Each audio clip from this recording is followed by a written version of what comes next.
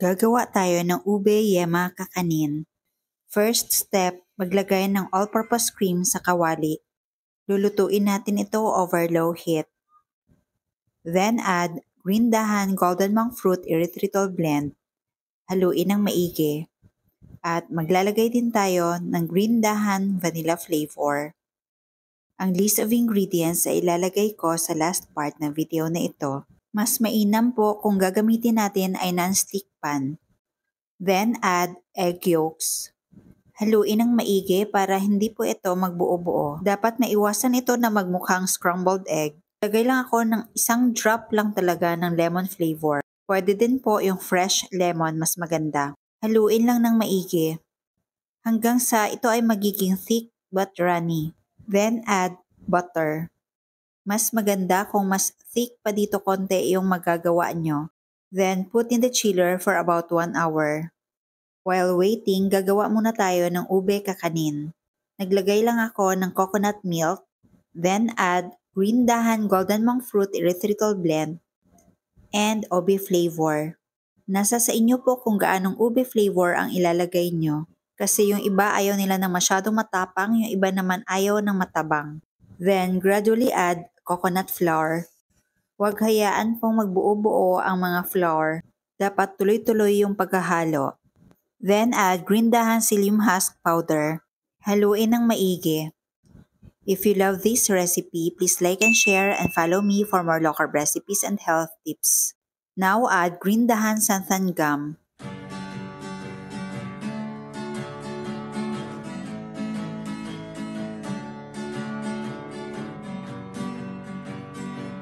Tuloy lang ang paghahalo hanggang sa ma-achieve natin ang dough-like consistency.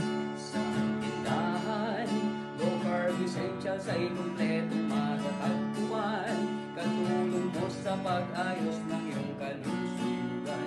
Marami kang pagpipilian sa Jetter's Tindahan.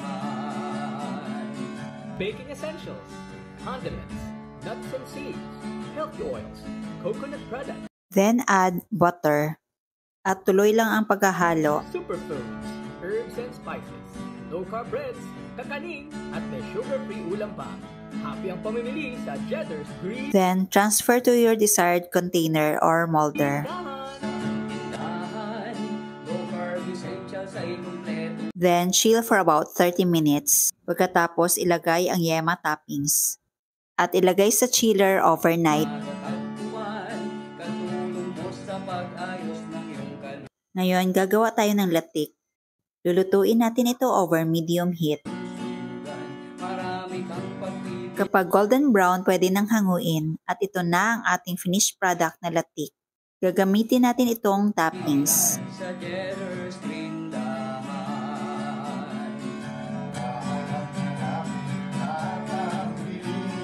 At maglalagay din tayo ng green dahan almond flakes.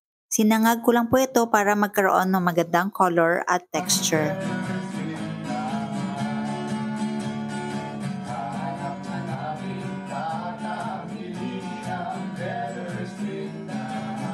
At ito na ang ating low-carb ube yema kakanin.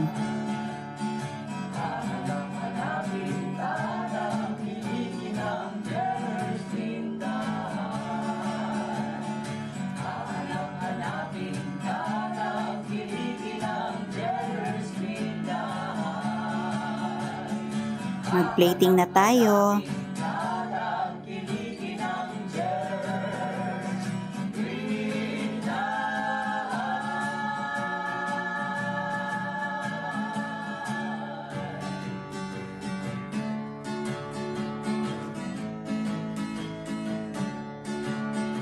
Tikman natin.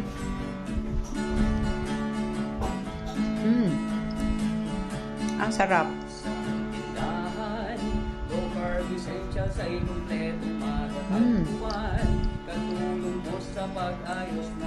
Super sarap. Marami kang pagpipilian sa Jetter's Tindahan. Baking essentials, condiments, nuts and seeds, healthy oils, coconut products, superfoods, herbs and spices, low-carb breads, O, diba? Ang ganda ng color. at may sugar-free ulam pa. Happy ang pamimili sa Jedders Green Dahan. Tindahan, low carb essentials ay kumpletong matatagpuan. Katulong mo sa pag-ayos ng iyong kalusugan. One more. Marami kang pagpipilian. Ang sarap talaga, promise. Sa Jedders Green Dahan.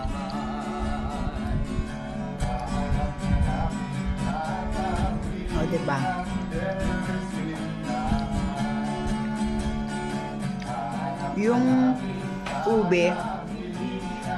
Yung ube flavor, parang totoo talaga siya na malagkit or gawa sa ube halaya.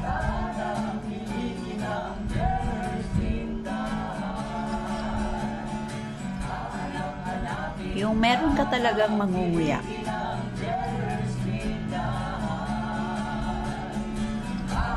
Super sarap. Tapos yung texture, creamy siya, tapos hindi boring kainin dahil merong crispy na almonds. So, much better. Kung walang almond, pwede po kayong maglagay ng any nuts na basta pasok sa low carb. Every time na ngunguya ka, merong something crunchy. Hindi lang puro creamy. Katulong